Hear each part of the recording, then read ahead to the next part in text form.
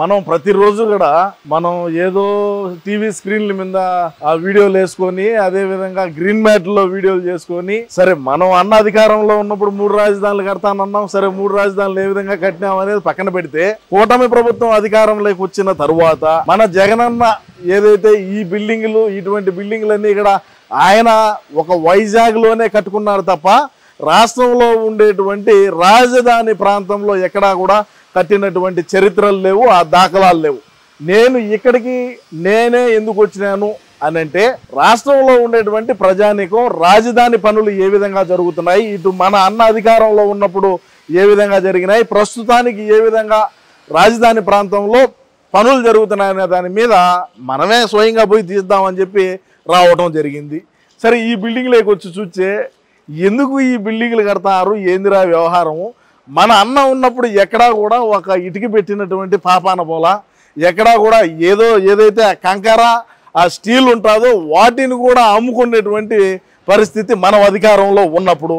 మీరు ఈ బిల్డింగ్లు చూస్తూ ఉంటే ఇది ఆల్ ఇండియా సర్వీస్లో ఉన్నటువంటి అధికారులందరూ కూడా ఈ బిల్డింగ్లోనే ఉంటారంట. చూడండి, అందరికీ ఒకటేసారి ఎందుకు ఇవ్వాలి కూటమి ప్రభుత్వం బిల్డింగ్లు?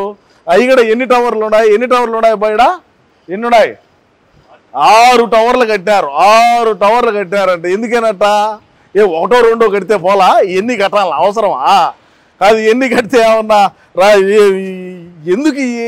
మన అన్న అధికారంలో ఉన్నప్పుడు చూసినారు ఆల్ ఇండియా సర్వీసెస్లో ఉండేటువంటి ఐఏఎస్ ఐపీఎస్ అధికారుల్ని ఏ విధంగా మన అన్న వాడుకుంటాడో ఏ విధంగా వాడుకోవాలో తెలుసు. కానీ వాళ్లకు ఈ విధంగా వసతులు ఈ విధంగా సదుపాయాలు కల్పించాలని చెప్పి ఈ కూటమి ప్రభుత్వం నిర్ణయం తీసుకునింది. ఈరోజు మనం ఈ బిల్డింగ్లు చూస్తూ ఉంటే ఏ విధంగా ఉండదో చూడండి.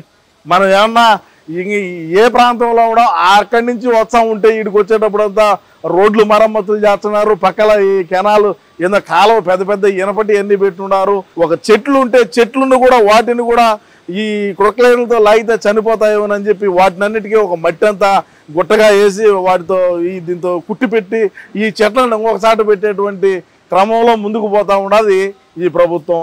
ఇంకా ఎన్ని బిల్డింగ్లు కట్టినారు, ఇంకా ఎన్ని ఉన్నాయి ఏందనేది మనం ఒక్కొక్కటిగా మనం చూద్దాం. దయచేసి వీడియోను పూర్తిగా చూసి మీ అమూల్యమైన అభిప్రాయాన్ని తప్పకుండా అయితే తెలియజేయండి.